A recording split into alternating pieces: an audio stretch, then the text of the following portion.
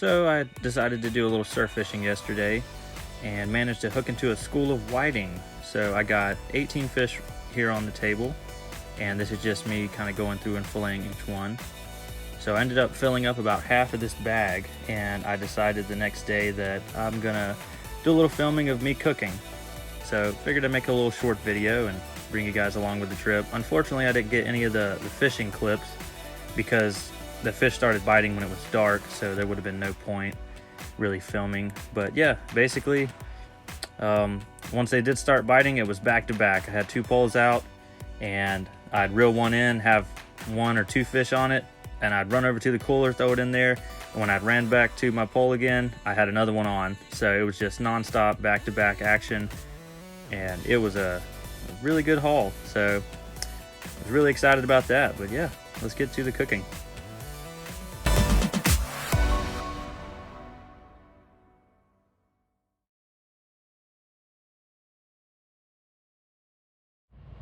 All right, so we're ready to roll here. We're just gonna start by making our beer batter. I prefer to use a lager. I feel like it has a little more flavor, a little more boldness to it. So we're just gonna start out with some Moss seafood breader. A nice little serving in there.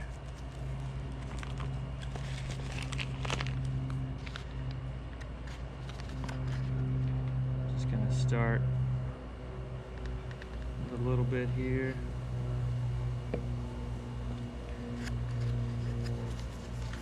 Start getting this all mixed up.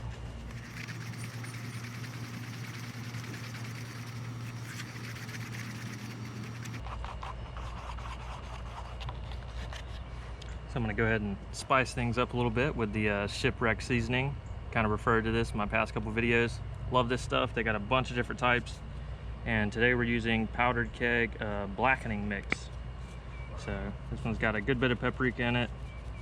Not sure what else they got in there, but it is delicious. So throw a nice healthy serving of that in there. And we're gonna go with some delicious lime to get a little acidity in there just for some flavor.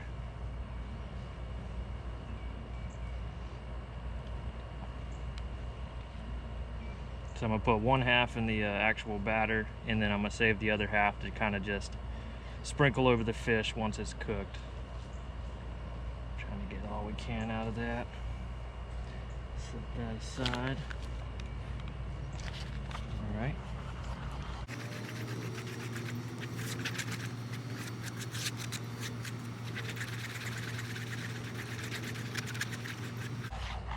The trick here, I believe, is to not make it too thick, but also not too thin. If it's too thick, it doesn't really cook right, and if it's too thin, it's gonna run right off of it and not really leave you too much. But you do kind of want just a thin layer. I don't think it's really meant to be globbed on there in huge amounts, so I'd say it's probably better to have it thinner than it would be to have it thicker, but I guess that all comes down to personal preference and things like that. All right, so we got it mixed up fairly well.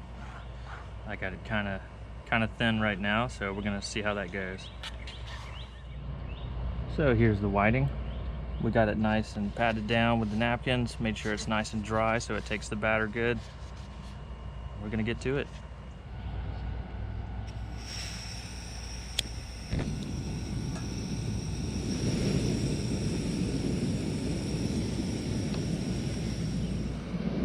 All right, so it looks like we're about ready to drop it in. See what it's gonna do. Just gonna take that, dip it in, let the excess run off. We just want a nice thin coat on there.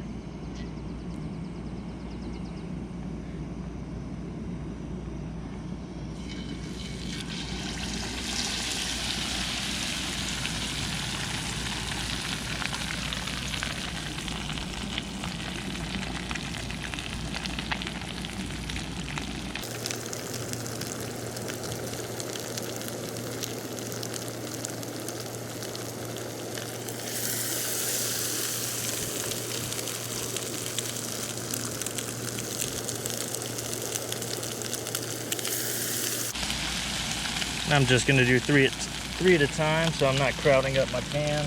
Don't want to cool my oil off too much.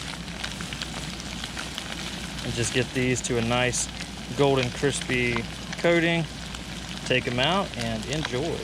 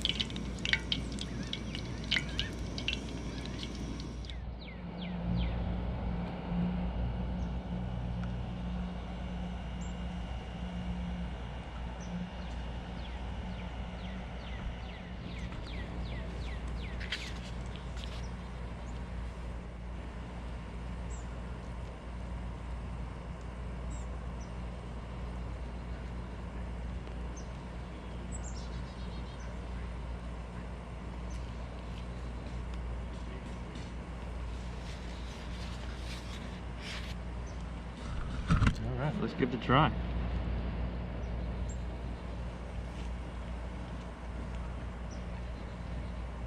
Man, I can't emphasize how good that is. Never tried beer batter? Give it a shot. I tell you, there's nothing like catching your own food and making your own dish. You just can't beat it. So get out there and have your own adventure. Enjoy your life.